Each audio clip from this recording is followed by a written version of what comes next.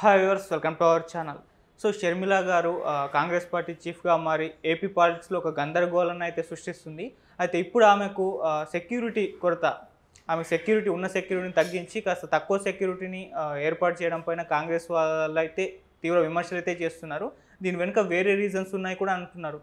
అంటే అంతకుముందే అయ్యన్న పాత్రుడు లాంటి వారు షర్మిల గారికి ప్రాణగండం ఉంది, జగన్మోహన్ రెడ్డి గారి చంపేసే అవకాశం ఉందన్న కామెంట్స్ అయితే వినిపించాయి.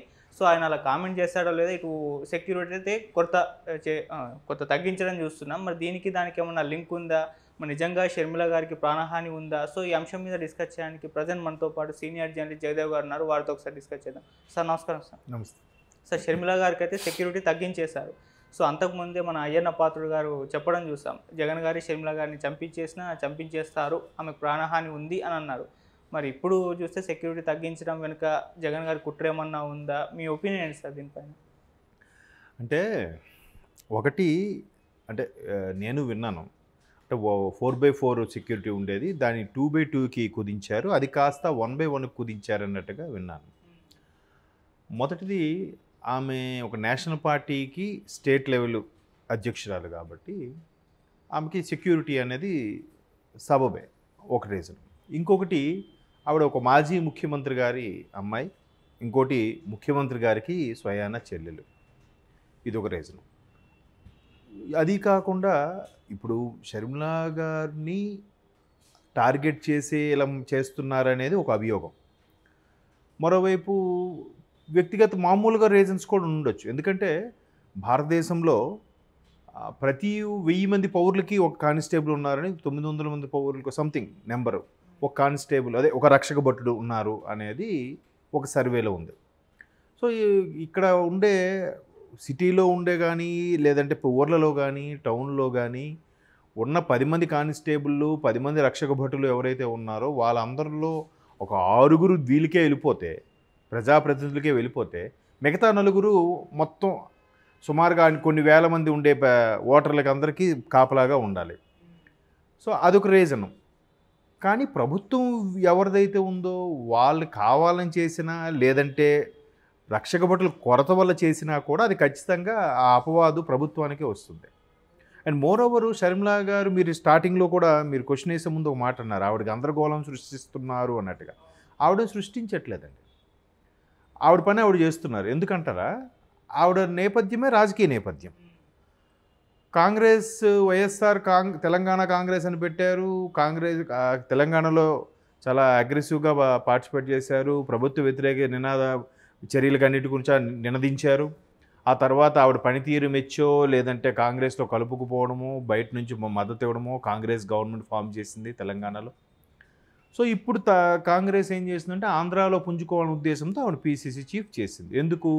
ఆవిడ తండ్రి రాజశేఖర రెడ్డి గారు కాంగ్రెస్లో 2 సార్లు ముఖ్యమంత్రి అయ్యారు.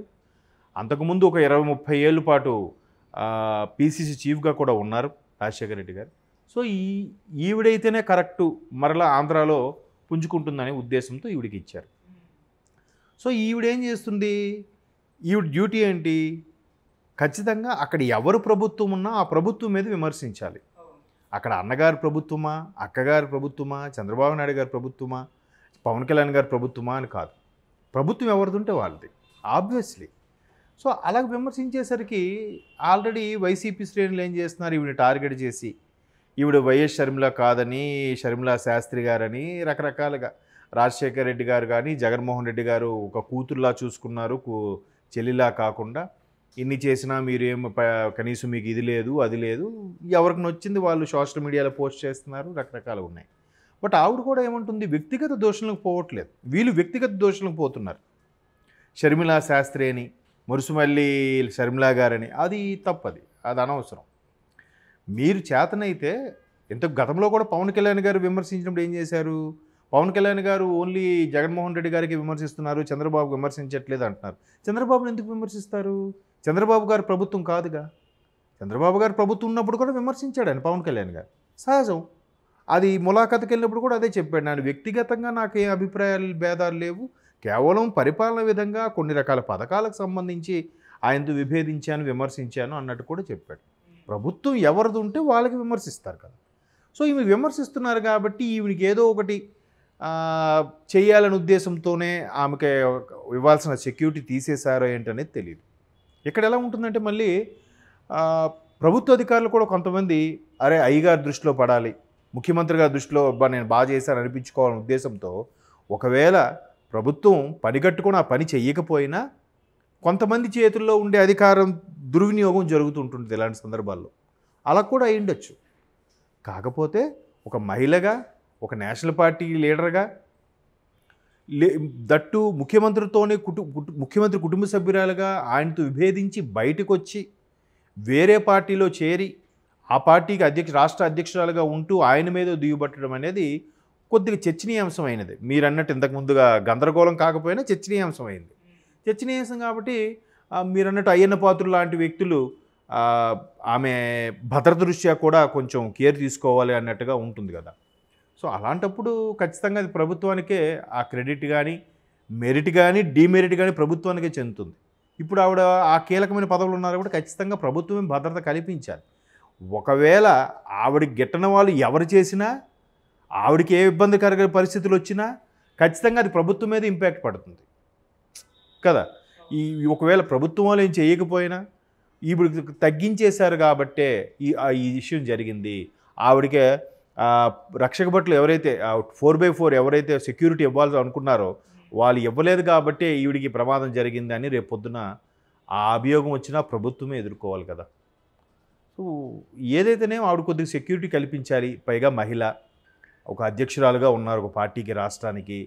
ఈ కొన్ని వివాదాల దృష్ట్యా, కొన్ని రకాల అభియోగాల దృష్ట్యా ప్రభుత్వం కాస్త భద్రతను పెంచితే బాగుంటుంది, లేదా ఉన్న భద్రతను అలాగ ఉంచేసినా బాగుంటుంది. తగ్గించడం వల్ల ఖచ్చితంగా లేనిపోయిన అనుమానాలు వస్తాయి. ఒకవేళ ఆవిడ ఏమైనా ఇబ్బందికర పరిస్థితులు ఎదుర్కొంటే కనుక ఆ మెరిట్ కానీ, డీమెరిట్ కానీ ప్రభుత్వం మీద మచ్చలా ఉండిపోతుంది కదా. మరి అది ప్రభుత్వం ఆలోచించుకోవాలి. లేదా కన్సర్న్ డిపార్ట్మెంట్ ఆ సెక్యూరిటీ ఎవరైతే ఇస్తారో దానికి ఒక ఐజీ ఉంటారుగా, ఆ ఐజీ అయినా ప్రభుత్వంతో సహకరించకుండా అయినా ఆయన కొన్ని చర్యలు తీసుకోవచ్చు. ఐజీ ర్యాంక్ వ్యక్తులు అలాగైనా చేయొచ్చు. కానీ ఎక్కడ రాజకీయ నాయకులతో ఎందుకులే, వీళ్ళకి పడంది వీళ్ళకి చేస్తే వీళ్ళకి ఫేవర్ అనుకుంటారేమో భయంకి వాళ్ళు కూడా ఏం మాట్లాడకుండా స్తబ్దుగా ఉండిపోతుంటారు. ఏవైనా కొన్ని జరిగి విపరీత ధోరణులకు పోయినప్పుడు దానికి ఖచ్చితంగా ఒకవేళ ప్రభుత్వం ప్రమేయం లేకపోయినా అందరూ ప్రభుత్వాన్ని దుమ్మెత్తిపోస్తాం. మొన్నటికి ఇక్కడ తెలంగాణ ఎన్నికల్లో కూడా మీరు చూడండి, అక్కడ బరిలెక్క అనే ఆవిడ పోటీ చేసినప్పుడు ఆవిడేంటి అక్కడ ప్రభుత్వం ఎవరుంటే వాళ్ళ మీద వ్యతిరేకంగా పోరాడింది. ఎందుకంటే మేము ఇంత బర్రెలు అమ్ముకొని కూడా కోచింగ్ తీసుకుంటే జాబ్ నోటిఫికేషన్లు ఏం పడలేదు కాబట్టి ఆ నిరాశతో నేను పోటీ చేస్తున్నాను అన్నట్టుగా కూడా చెప్పారు ఆవిడ. అక్కడ ప్రభుత్వం మీద వ్యతిరేకం, అక్కడ మనుషులు వ్యక్తి కాదు ఒక వ్యవస్థ మీద పోటీ చేసింది కదా. అలాగే ఇక్కడ కూడా షర్మిల గారు ఒక వ్యవస్థ మీద, ప్రభుత్వ వ్యతిరేక విధానాల మీద దుమ్మెత్తిపోస్తున్నారు తప్ప వ్యక్తిగత దోషణలు చేయలేదుగా. వ్యక్తిగత దోషణలు అంటే ఎలాగా? జగన్మోహన్ రెడ్డి గారి మీద కేసులు ఉన్నాయి, 10 ఏళ్ళ నుంచి బెయిల్ మీద ఉన్నారు, ఎవరూ పట్టించుకోవట్లేదు, ఎవరూ అడగట్లేదు, ఏ కోర్టులు న్యాయం చెప్పట్లేదు, లేదా ఈడీ 38,000 కోట్లు జప్తు చేసింది, ఏదో సంథింగ్ ఆ సిబిఐ మీద పెండింగ్ ఉంది, ఇలాంటి దోషణలు చేస్తే అది తప్పు. అలా కూడా చేస్తున్నారుగా. ఇప్పుడు ఇంతకుముందు వైసీపీ వాళ్ళు ఏం చేశారు? పవన్ కళ్యాణ్ గారు, ఏమండి మీరు పోలవరం కట్టలేదు, మీరు 3 పెళ్ళిళ్ళు చేసుకున్నారు, ఏమండి అభివృద్ధి లేదు, మీరు 3 పెళ్ళిళ్ళు చేసుకున్నారు, ఏమండి మనకు స్పెషల్ స్టేటస్ అన్నారు ఏపీకి, మీరు 3 పెళ్ళిళ్ళు చేసుకున్నారు. ఇవన్నీ దీనికి సంబంధం ఏంటి? స్పెషల్ స్టేటస్ ఇవ్వకపోవడానికి 3 పెళ్ళిళ్ళకి సంబంధం ఏంటి కదా. కాబట్టి ఇప్పుడు కూడా షర్మిల గారు అడుగుతున్న క్వశ్చన్స్ కన్నిటికి కూడా మీరు వైఎస్ షర్మిల కాదు, షర్మిల శాస్త్రి, మీరు అన్ననే వెన్నుపోటు పొడుస్తున్నారు, బయటికి వెళ్ళిపోయారు, ఇలా ఏదేదో మాట్లాడుతున్నారు. కాబట్టి అవన్నీ ఇలా మాట్లాడుతున్నారు కాబట్టి ఇప్పుడు ఆ సెక్యూరిటీని తగ్గించేస్తే ఖచ్చితంగా ప్రభుత్వమే పనిగట్టుకొని తగ్గించిందనే అపవాదం అయితే వస్తుంది. ఎందుకంటే గతంలో చంద్రబాబు నాయుడు గారు అరెస్ట్ విషయంలో కూడా ఏది కేసు నిలవలేదు, ప్రూఫ్స్ లేవు, ఊరికే కక్ష సాధింపుతో అరెస్ట్ చేశారన్నట్టుగానే ప్రూవ్ చేసుకున్నారు టీడీపీ వాళ్ళు. సో ఇక్కడ కూడా కక్ష సాధింపుతోనే ఆమెకున్న సెక్యూరిటీ తీశారనే ఫీలింగ్ వస్తుంది కదా.